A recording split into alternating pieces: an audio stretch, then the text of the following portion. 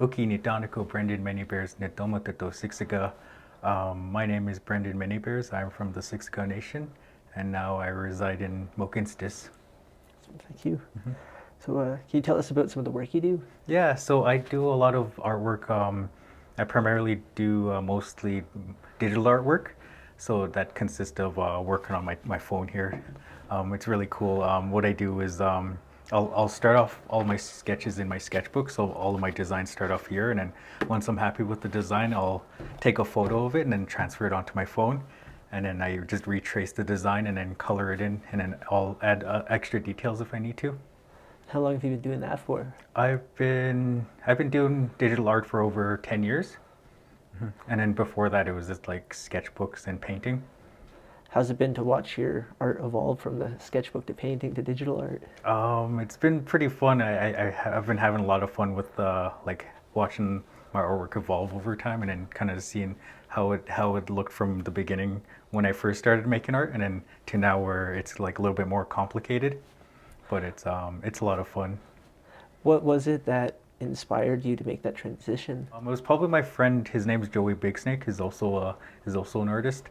He was the one that showed me all of the digital programs that you that are on the phone that are available on the phones. So he introduced me to that, and then from there we kind of like worked together on it. Yeah, he's been my best friend since elementary.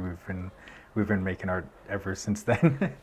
So, you guys probably have a lot of cool collaborations together. Yeah, we do a lot of collaborations. Most recently, we do a lot of collaborations with TELUS Spark.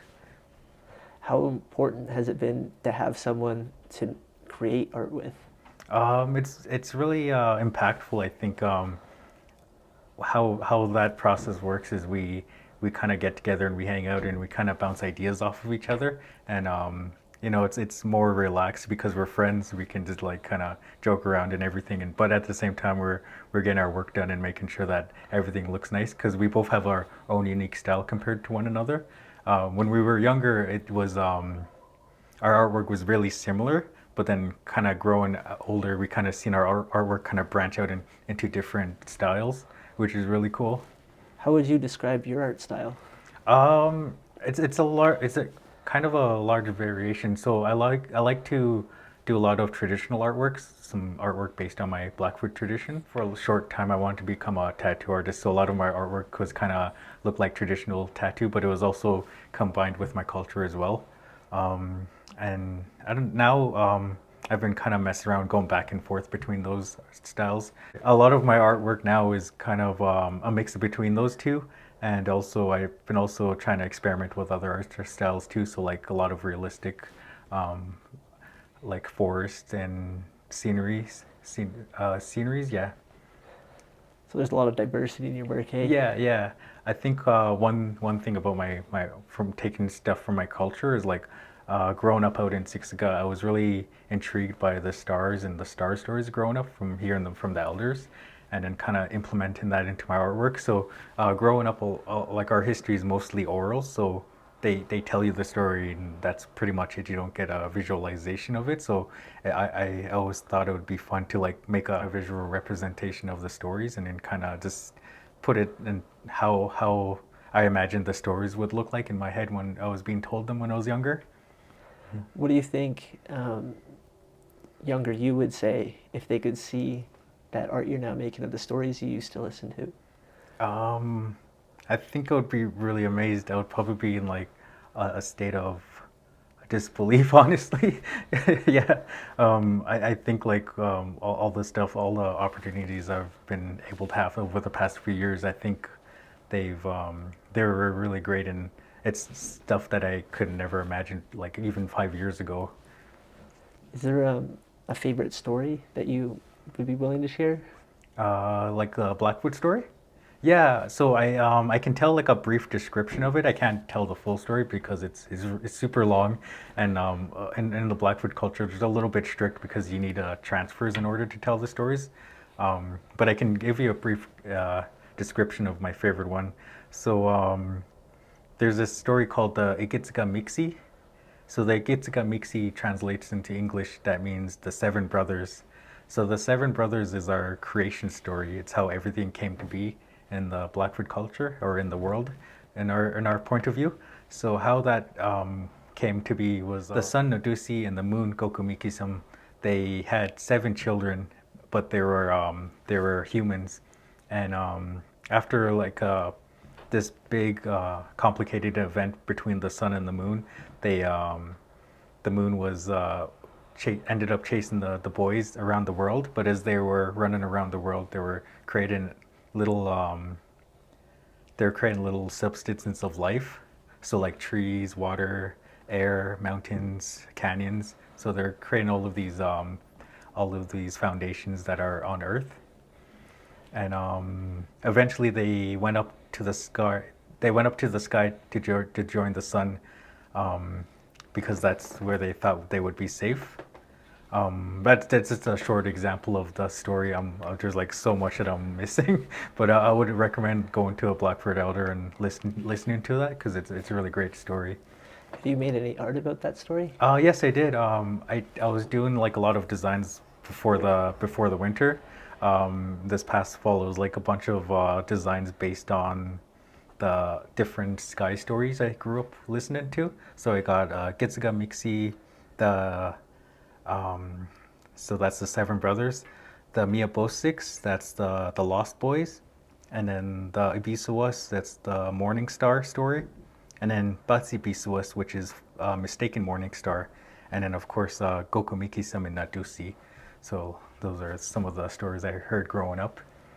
Is there a favorite piece of art you've made about those stories? It's really hard to say. Probably Nadosi and Gokumiki-sam, just because they're such huge objects and you can kind of create a lot with those ideas. Had a lot of fun with that. So what I did with the artwork itself was, in the Blackfoot culture, we have little teepee borders at the bottom. So I put the teepee borders at the bottom of each print or each artwork that I made. So one might represent the mountains, one might represent the prairies or the foothills. That's awesome. Yeah. What do you think your ancestors would say if they could see the work you're making? I don't know, honestly. I don't know how to answer that, but I hope that they would be happy and proud to see that, to see me making that connection between the artwork and the stories themselves, and I guess is to try and like pass those stories down in a sense, but more in an artistic way. What do you hope people's biggest takeaway from viewing your art is? So for my artwork that is more centered around my culture, I hope that they get a chance to learn more about my culture, especially like the stories and the values that are taught within those stories. So there's our stories based on the Spomatabixis. So the Spomatabixis are the sky beings, and then the land beings are on Earth. Is a different story, but they're all connected somehow.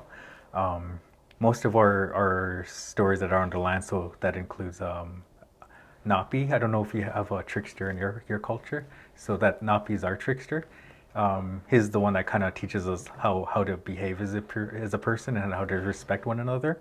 So the funny thing about him is he acts as a trickster on purpose to teach people how not to be, I guess. So he'll go and like kind of mess around someone's village, and then everyone kind of in the village will be like, oh yeah, don't be like that guy. It's more of a sense of like kind of that takeaway is like how not to be as a person and how to respect others in your community. So when did you start drawing and painting? I believe back in elementary school. Yeah, I think it was like around grade 1 or grade 2. So what inspired you to get into the drawing and painting?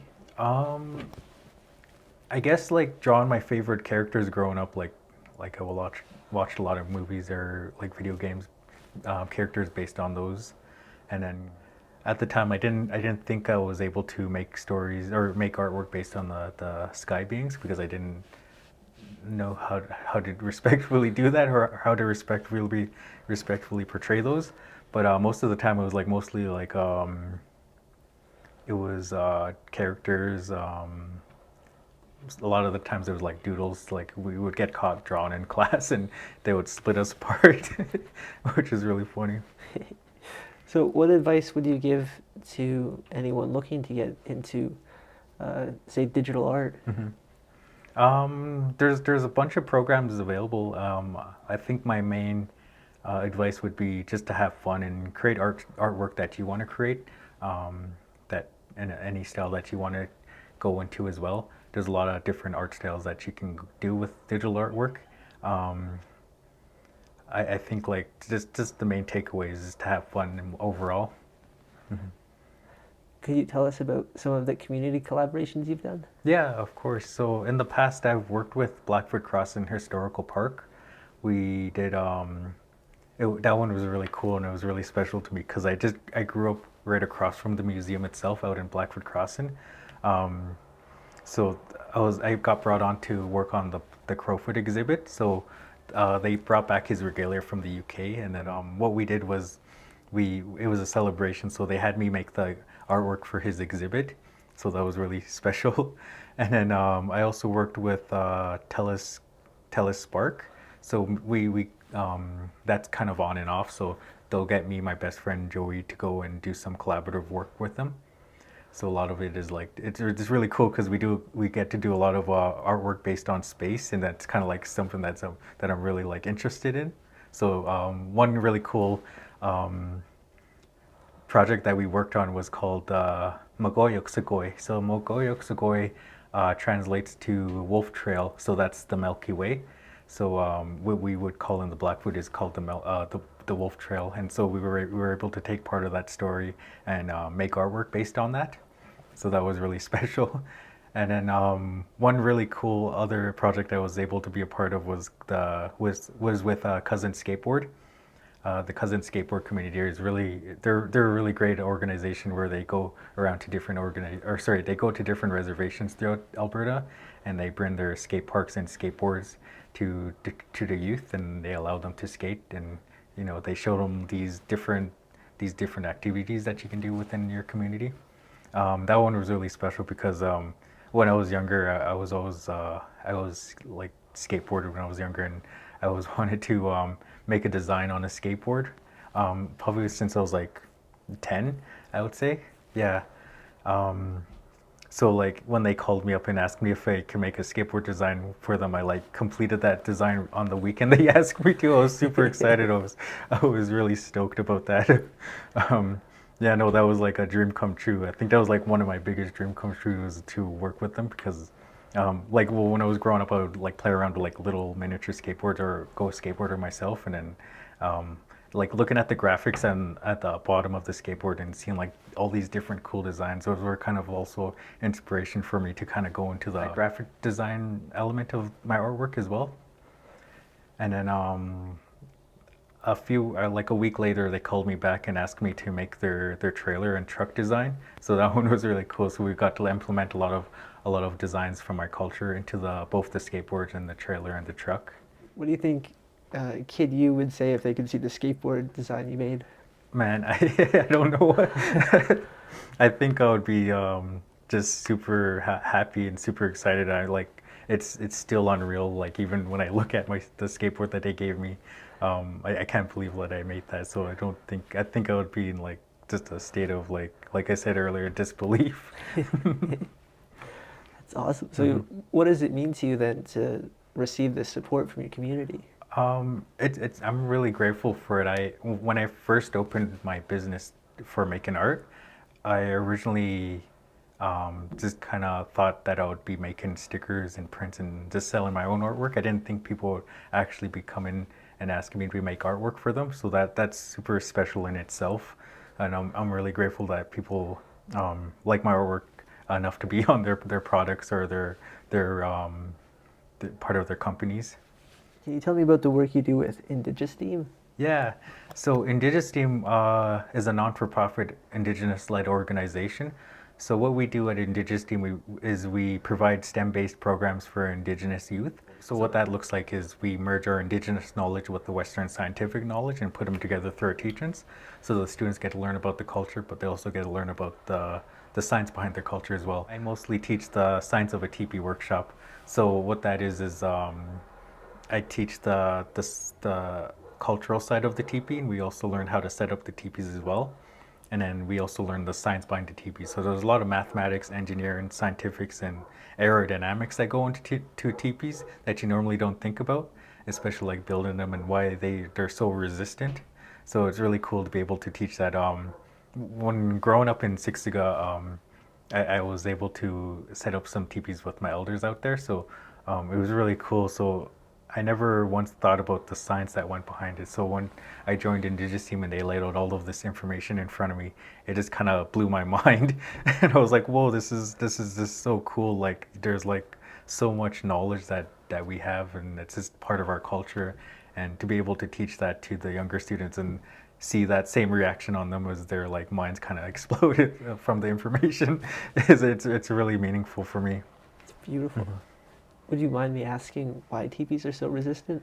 Yeah, so it depends on like so depend on what nation you're from, and the geography of where you're located. Your teepee is going to be built differently. So for instance, the Cree and the Blackfoot teepees are so different from one another.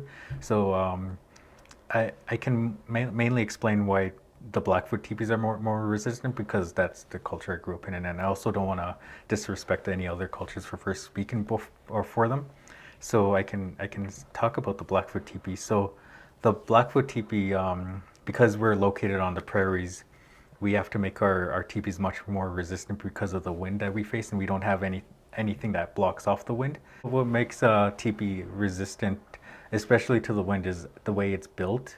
Um, there's a lot of engineering that goes into it. So for instance, the way we build our teepees is the four main poles. Those are like the four main poles are really important to help it stand during like strong windstorms. And then also the way we stack our teepee poles, they kind of intertwine with one another. And when you stack them, they make a V shape. And then um, when they're stacked like that and they're getting pushed around, they kind of support each other. So that's one of the reasons why they're so resistant. And also the cone shape of the teepee as well. So for instance, if you have a tent and it's a flat face tent, what's going to happen is when there's a strong gust of wind, it's going to want to push against that flat surface. And eventually, if it gets strong enough, it'll knock it over, right? For teepees, because it's a cone shape, when the wind comes rolling in and it pushes against the teepee, what happens is, because it's a cone shape, it wraps around the teepee rather than trying to push it down, it goes around it. And then also because it's a cone, it kind of pushes the, the the bottom part down, and then it moves around the top because of the shape itself. Yeah.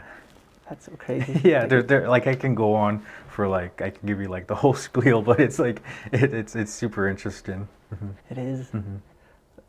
Yeah, that must have been really cool though to have that taught to you Yeah. and now being able to pass that on. How important is it to pass on this knowledge to the next generation? I think it's really important because it kind of gives them an insight of the culture and kind of well, with Indigenous team, we teach them the culture, and then we also teach them the science behind the culture. So it kind of branches off in two different directions. So we kind of push them towards the science side of things, but also we kind of try to pull them back into the culture by having them learn the science of their culture, and then what's like the science that's been a part of our life before we made contact with Europeans, because a lot of people who are non-Indigenous think that we're kind of primal, I guess, in a way. But to show this information, we can teach that there's like this knowledge that's been a part of our culture for thousands of years, especially with the science. It's when we talk to the elders, it's they say there you can't have one without the other, like the science without the culture. They intertwine with one another. But I think it's really important to teach the youth about the cultures, because they can kind of, I guess that it can be their identity, I guess. Yeah, because I think one thing I noticed when I moved into Muginstis, um, it's kind of convoluted. Like when you're with a bunch of other First Nations or Indigenous people, you kind of lose that sense of your identity because they're all being taught all at the same time, and it's hard to search for like which one is the right knowledge that kind of goes to your culture. How important has language preservation been for you? I think it's really important because we're able to, well, for instance, my language, the Blackfoot language, is kind of there was this point of time where it was kind of like we're at the point of almost losing it, and like we're still almost there. But I think preserving that language is really important, so that way we can pass that on to the next generation, and so that they can keep speaking the Blackfoot language. And I think that's really important for all Indigenous languages as well. Do you have any advice for anyone looking to learn their language? Yeah, so I would suggest seek out any elders in your community who are knowledge keepers and are experts in like whether which topics you're searching for. So whether that is like the language or the cultural aspect or even all of that. There's certain elders that kind of specialize in different subjects, I guess. Awesome. What would you say to non-Indigenous peoples who come across your cultural art?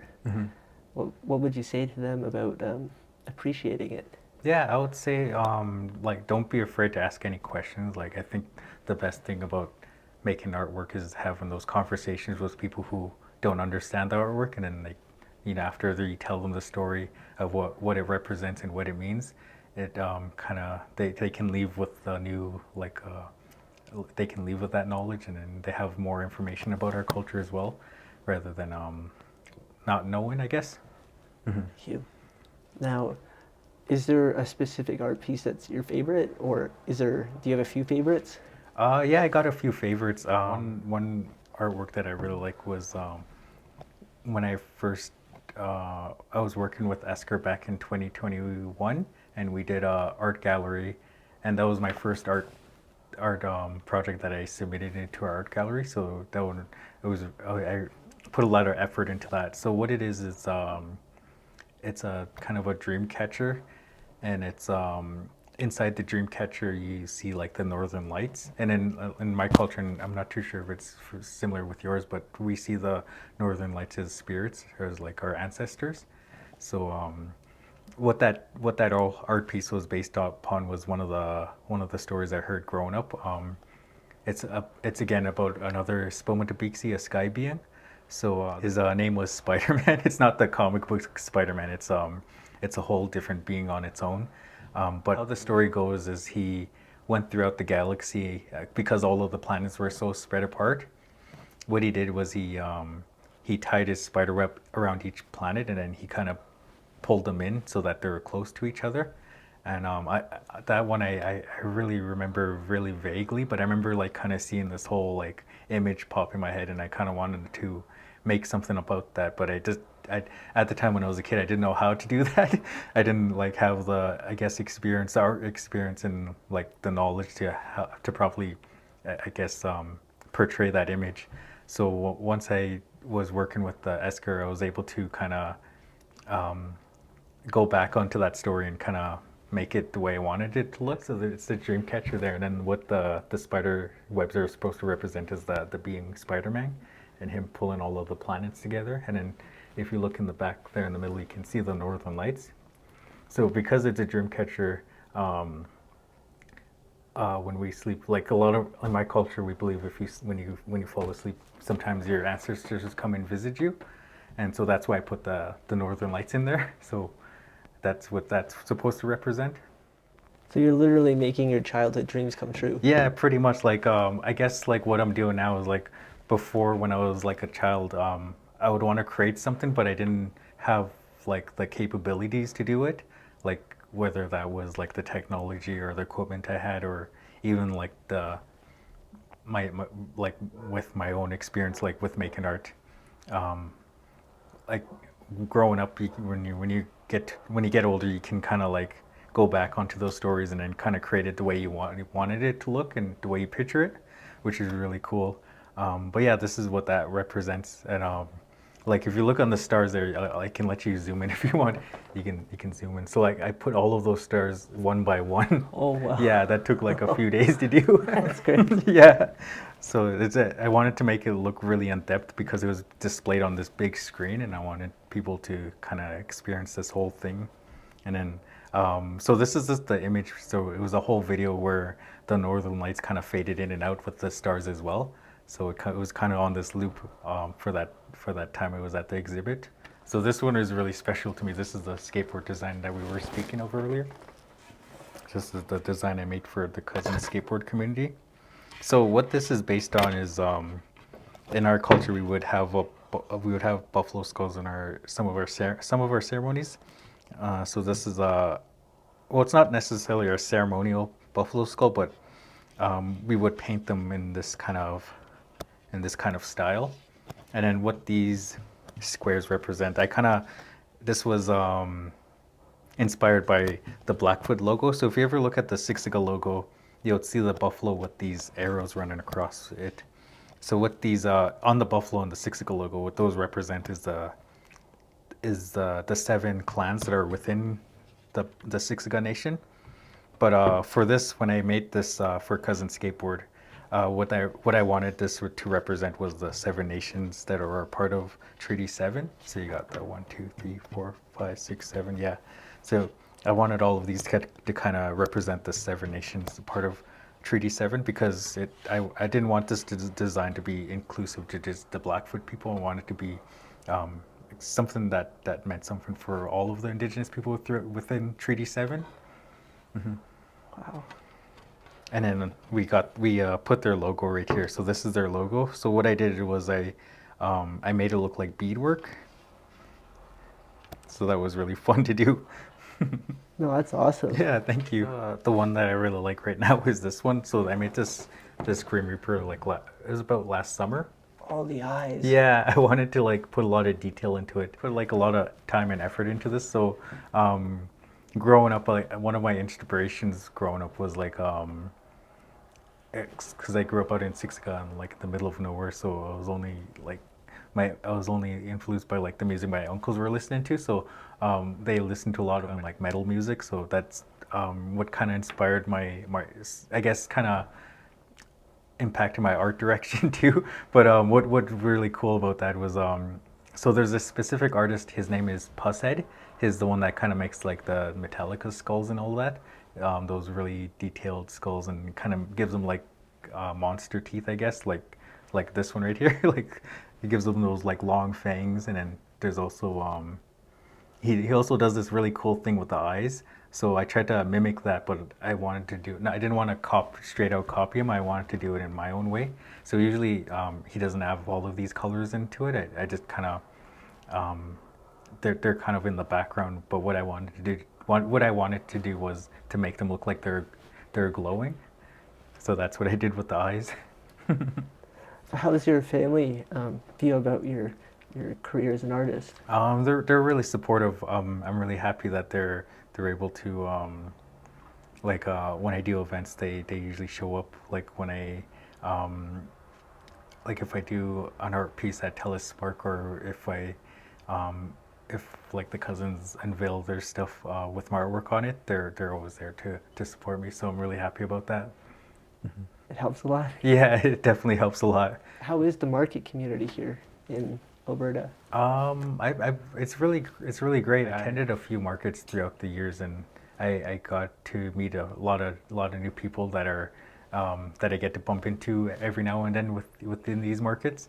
So it's really cool because they like we kind of help each other out. Like for instance, if there's an art market going on, they'll send me like information about this, and I'm like, oh cool, I never knew that this was going on. Thanks for sharing that. So like we kind of help each other out with that sort of information as well. And then like especially when we're selling our art markets, it's really hard not to go around and support all the other artists there and vendors as well, because what we do is most of the time I'm stuck at my table selling my artwork, but when I do get a chance, I'll go look around just to see what they're selling, and I'll like come back with a bunch of stuff by accident.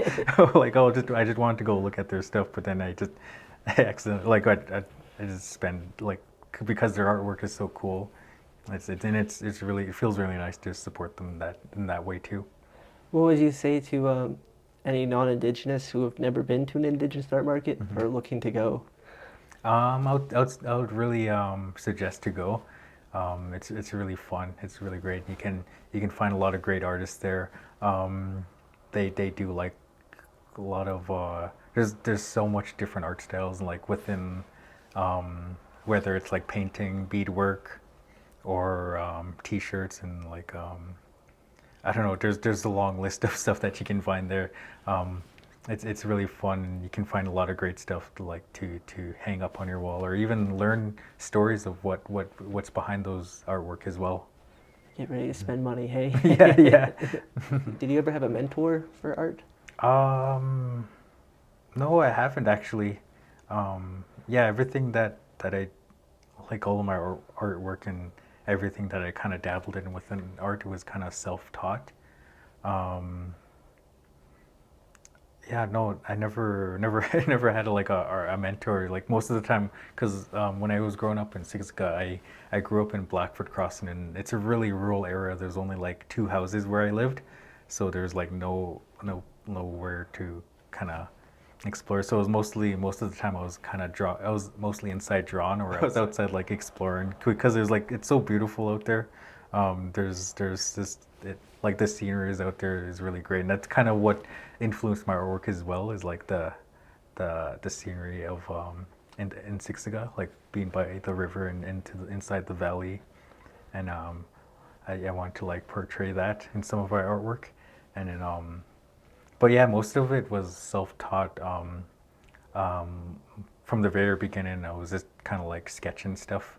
I would like make characters. Me and my friend would make characters with each other, like cartoon characters and stuff like that. And then as we grew up, we kind of like he showed me digital art, the digital artwork aspect of making art, and then from there, it just kind of like it was like this big leap where I was able to do a bunch of stuff where because well, like when you're growing up in the reserve, there's like, well, at the time when I was living out there, there's not that much resources for me, especially living in such a rural area. Um, so having it all on one device, having all the tools in one device was really helpful. So I can do like paintings, I can draw, and like all of that on my phone or tablet or what device I had available. What was that transition like for you to go from such a rural area to such a big city like Mokinstis? Yeah, that was really um, that one was like I guess to be honest, that was a huge culture shock because I went from growing up in Siksika, learning from my elders and growing up with my community members and practicing my culture, and then going straight into Calgary and or Mokinstis and not being able to do that. Um, and it's really weird because Mokinstis is in Blackfoot territory, and there's a lot of I don't know, there's a huge disconnection at the time, but now I think it's changing. A lot of people are reconnecting with their culture, and then kind of especially with reconciliation, we're teaching others that the history of the land and the treaties and everything. But yeah, it was a huge culture shock move coming into Calgary for the first time because I wasn't able to practice all of that. And what's it's really ironic too was well, I grew up with around my grandparents, and I learned about the residential schools at an early age, so I knew about that going into Calgary. And but what was really ironic was I got placed in a Catholic school, and I'm not Catholic. Like I don't have anything wrong with them, but it's just that's not my culture. It's not my I don't know. It was just like it was something new, but so everything that I was taught up until that point was so different. It was like a new culture, a new way of life. I guess a new religion. Um, yeah, it was really a huge change, especially like people who didn't know about like the history or the effects of residential school or even the history of Treaty Seven.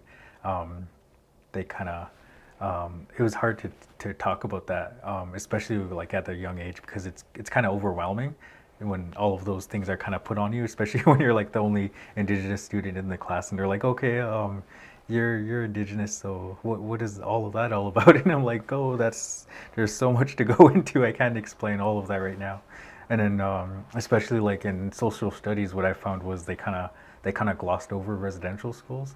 And then like when I was going to school in in Sixiga, we had this like full course where they properly taught us, and they brought in members from our community who actually attended those schools. So we were able to learn those at the real history behind them, and then yeah, it was really I guess like a little disheartening when he came into Calgary, and then you're going into the schools, and then they kind of a lot of people are kind of like, well, you're surrounded by other students who are learning about this subject, and it's they're saying, you hear a bunch of voices saying that, oh, isn't this good for them and stuff like that, like they're like kind of vouching for residential schools. Yeah. And then what was really overwhelming was when the teacher would get up and he'd be like, "Oh, Brendon, you grew around in the community. How, like, can you explain that for us?" And that's such a like a big weight on your shoulders when you're supposed to talk about those things, especially when like you hear stuff about like the residential schools from your grandparents. It's really tough. Must have been overwhelming. Yeah, it's pretty overwhelming. How did you stay connected then and grounded?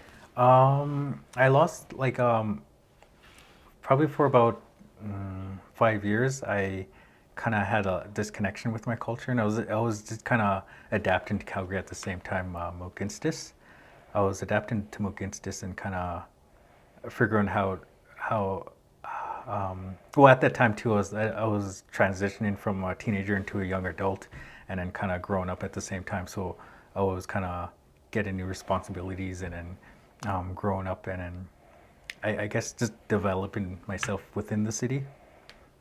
But yeah, it was like while growing up, I was just kind of I had this really big urge to like go back to Siksika because I missed it, and like the culture and all of that, and just like being able to practice your culture, and because there's like no resources to do that, or it was scarce at the time. And now you're here as like a trailblazer. Yeah, it's pretty amazing that it's like flipped around. That's awesome. So, what are some of your future goals and aspirations in terms of art and your career?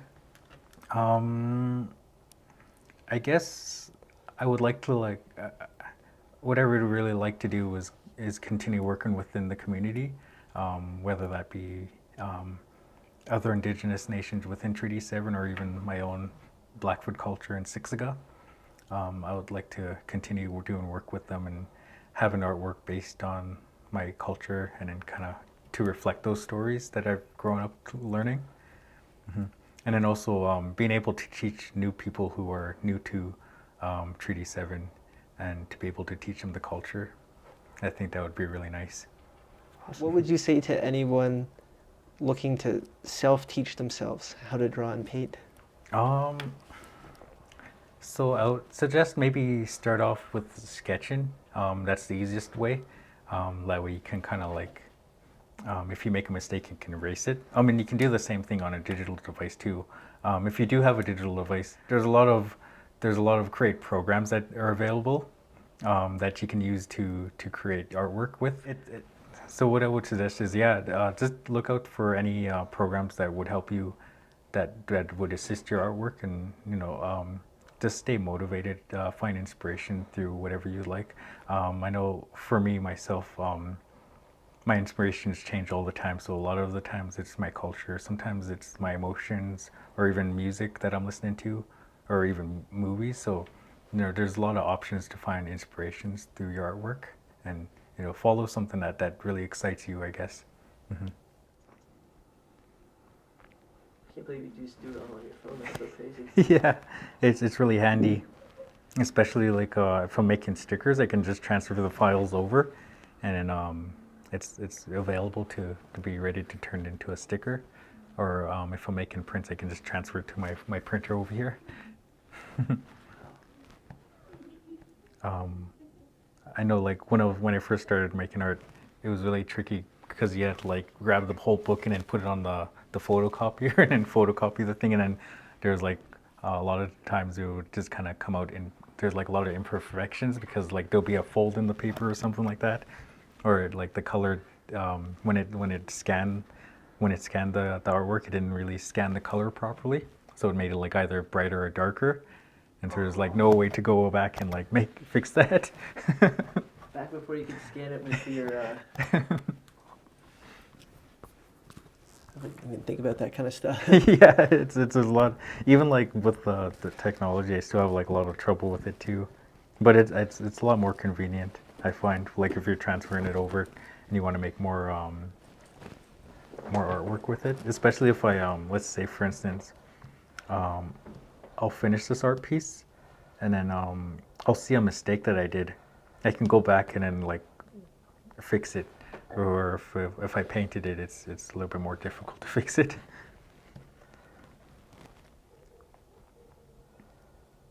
So what is this piece you're working on right now? This is it's a sweet grass. It's so I was asked by this indigenous artist to make a cover design for his music. So that's what I'm doing right now. Wow. You've got a bunch of cool collaborations there. Yeah. I'm just like I'm so surprised that people want me to make artwork for them. It's so meaningful, and I'm so happy that they want me to make artwork for them.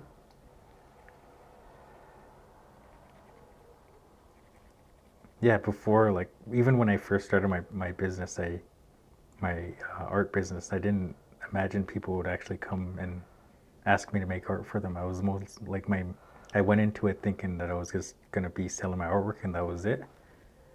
Yeah, so it was like this huge stretch. The imposter syndrome. Yeah, I get that a lot. How do you deal with that? It's I guess like just reaching out to the people I'm working with. Like, well, I guess one good example was Stu from Cousins. He he was really great to work with. He kept calling me, kept checking up on me, making sure I was doing okay, and that I wasn't overworking. Like he wasn't making me overwork, and he was like really supportive of everything. And like usually when I collaborate with someone, I like to see what they want. Like I want to try get what they imagine in their head, and so that way it'll make it easier for me to create their design. So he was like there with me step by step. If there's any adjustments I need to make, he would let me know, and that was really cool. And like it was really cool because with that project itself, we kind of we knew like what art style we wanted to go in as soon as we started talking. How surprised was he when you finished super quick? He was super happy. He was like, "Whoa!" He was like, "How did you get this done in the weekend?" I was like, "Oh, I was like, I was super excited about it, and I wanted to get it done." Plus, I was like, it was during the summer too, so we were going into our summer camps with my other work in Digisteam. So we have summer camps every summer. We were getting ready for that, so I had to make sure that I finished our work on time, so that way the camp didn't kind of like my schedule didn't intertwine with the artwork. Ah, so that must have been kind of stressful. Yeah. Well, no, it wasn't actually stressful at all. As soon as he told me he wanted me to make a design for them, I kind of had a image in my head that I already wanted to make because I've always wanted to make a skateboard, so I had that in a design in my head for a while. When you create a piece, like, do you usually have an idea in your head already, or does it kind of come to be as you make it? Yeah, it kind of comes to be as I make it. I find that it's really helpful to talk to the person I'm working with, and then just to get their sense of idea of what they want in the collaboration. So, for instance, me and my friend Joey, we're when we collaborate together, we kind of like talk about what we want to see in the artwork, and then how we kind of want it to be portrayed, I guess. So, for instance, when we're working with the Blackfoot guys, we we we kind of like we decided that we wanted the artwork to look more traditional rather than our usual artwork. So we went with a more traditional design with those symbols that we were creating. So we did a lot of studying. We had to go back and make sure that we're creating our work respectfully because we had to. There's a lot of stuff that's a lot of symbols that are ceremonial, so we had to make sure that we didn't use those symbols. That's so awesome how much you get to incorporate your culture though into your art. Yeah, it's a lot of fun, and I found that I've been only doing that within the last maybe 7 years, maybe. But it's something that I've always wanted to do. I just didn't have the knowledge or experience to do it properly. Especially like there's a lot of confusion growing up in Calgary and learning like, because like for instance in Calgary we kind of all get marginalized and seen as just Indigenous people when in reality we're all unique and different from one another. So like even our practices, our culture are so different from one another as an Indigenous person. Like well, a lot of people who are non-Indigenous, they kind of view us as or not. I'm not saying all of them, but there's some people that kind of put us on the same. I guess they group us in the same area. It's really hard to explain. The monolith, Yeah. There we go. the pan-indigenizing. Yeah. Like they see us as all one collective, when in reality we're all so unique from one another. Like and they're so it's great to show that. I think it's really fun to be able to present those ideas. And those differences. Yeah. I love that you're so passionate about deconstructing that. Yeah, it's a lot of fun. I think I didn't really get into that until like I was working with Indigenous team. That's when I was able to learn the proper protocols, because they pair us with elders. So in a way, I was able to reconnect with my culture as well through Indigenous team. Before I worked with Indigenous team, I was working at this restaurant, and I was planning on leaving because I didn't have much time to work on my artwork, and I didn't have. It was really exhausting. It wasn't the job I wanted in the long run, and so it was really funny. So what happened was, so why I left it was because of the pandemic. The pandemic made my it slowed down business. So eventually the restaurant I was working in closed down. So that was in 2020. And so that following summer, I applied for this project out in Siksika, where we 3D scanned the entire residential school, the Old Sun Residential School, out in Siksika. We did that from the inside out, and we were able to make an exact replica. So the thing with the Old Sun, though, they're a little bit more strict on their how their image is used. So you have to like have a meeting with them and talk to them for how you want to use the school, I guess. So for instance, I'm working on this other project that's coming up in the springtime. I think it's in May. But what that involves is it's a reconciliation project. So we get paired with a non-Indigenous artist and take their point of view on reconciliation, and then we make artwork together. We kind of mix our artwork together. So I'm working with this Polish individual, and his views on reconciliation, and he's I brought him out to Siksika, and he said that I've been teaching him a lot of stuff that he didn't know before. So it was really like helping his shape of the whole idea. And then so the project that I'm using, I'm going to be using this model there for the art project, because I painted it, and I was also there 3D scanning the building. So like the work that we did, it's really cool. So I guess to better explain that project itself, was the whole idea of the project is to make a digital copy of the building. So we're able to 3D print models with it, and you can. The idea is to bring them into schools and have students interact with the building, so that way they have like an image of the building and they can learn firsthand with the object itself. And then there's supposed to be a virtual reality component to it. So we partnered up with the team at UFC, and they're making a virtual reality component to it. So let's say you walk throughout the school with the VR headset, and you go into a specific room, you can learn the history of what happened in that room by the people that actually attended it. So what we did was at the end of the project, we sat with elders and community members who attended that school, and we recorded and documented their stories.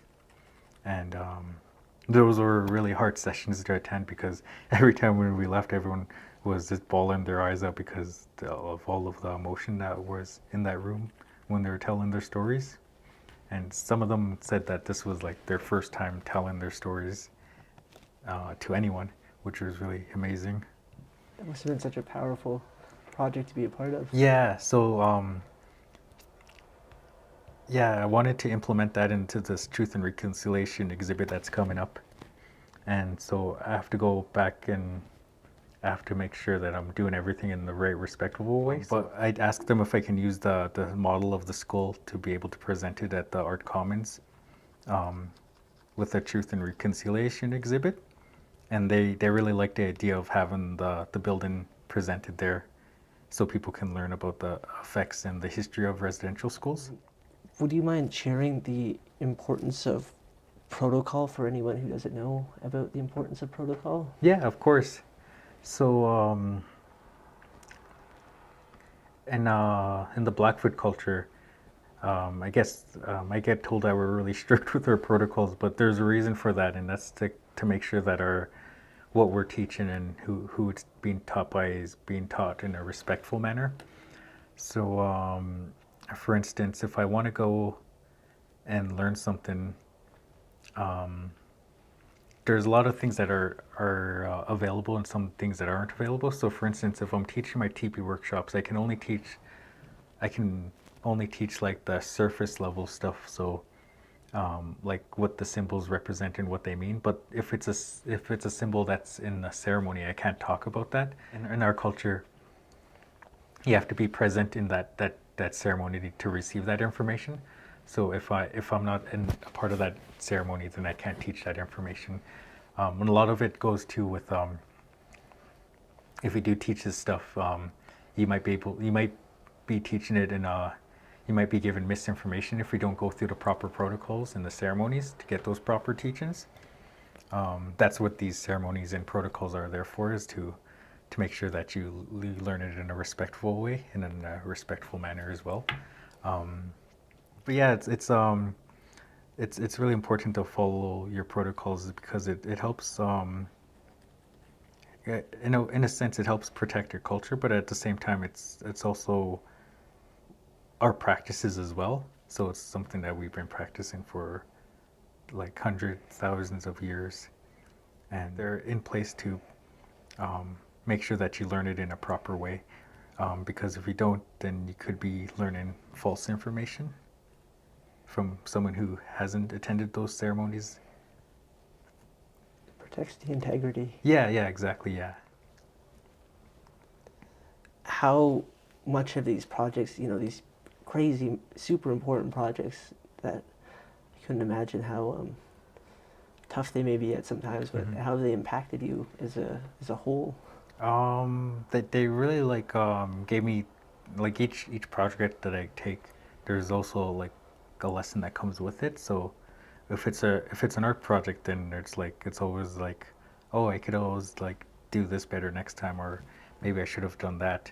And then when you go to your next project, you kind of implement that I guess reflection onto the next artwork, so that way you don't make the same mistakes you did last time. But if I'm working with like more cultural stuff, I have to go and consult with the elders, and I have to make sure that I'm teaching and making the right stuff in the proper way. So if it's a symbol, I have to make sure that it's not a ceremonial symbol. I have to go and talk to an elder and be like, hey, is it okay if I use this symbol? And if they tell me, oh, that symbol's used in ceremony, it's another thing too is another reason why we can't use symbols within ceremonies, because we see them as like they're a sacred object, or they're really sacred to us. So if we kind of go out and expose that, then it loses that sacredness to it. So that's why we keep a lot of things within the ceremonies to themselves, just to help protect and preserve that side of the culture. And like it's not saying that you're not going to attend. It's you have to go when you're invited or whenever is the right time for you. Yeah, it affected me. Like it gave me a lot of knowledge on how to be respectful within the culture and how to approach an elder, and how to follow protocols. And so that way I can give that knowledge to someone or pass down that knowledge to someone else who may be looking for like something within the culture that's regarding ceremonies or even the culture itself. If they want to learn the language, I can kind of point them in the right direction of who to go to. That must be awesome to be able to do. Yeah, it's really awesome. Um, it's really great. I think so. For instance, I'm working on getting my TP transfer right now. So so what, and you'll hear transfers a lot in my culture, and I'm not too sure if you'll hear it in other cultures. But what a transfer is pretty much like what the Western world would consider a degree. So, for instance, if I went and I got my certification to be a engineer, then I can go and teach that. So it's the same for if you're going into teaching how to build teepees. You have to I guess in a sense get certified within the community, make sure that you're teaching it in the proper way and you're following protocols and um, ceremonial aspects of it, and then also you're following, like, you're making sure that you're teaching it in a proper way, because the teepees can be massive sometimes, so they can be a hazard if you set them up improperly. So like they can be a fallen hazard, for example, if you set up the poles um, and not the proper arrangement. So if they fall down and they land on someone, that could be that could be pretty detrimental. How excited are you to be working through that? I'm really excited. It's something I never actually thought I would go into. Actually, I always thought I was just going to be just an artist, and then once I joined the Indigenous team, I fell more into wanting to learn more about the teepees, and then like I guess from the very beginning I learned that you're not supposed to. There's certain stuff that you can't teach because it falls under ceremonial stuff, and also it's also stuff that you have to be like have experience in, so such as like setting up a teepee and how it's all done.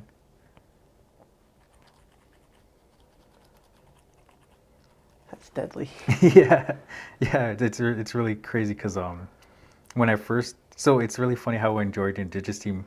So my friend Joey, he was like, "Oh yeah, I work for or I do some part-time stuff for this organization called Indigenous team, and they need a volunteer for this teepee night." And I was like, "Oh, I can come and help."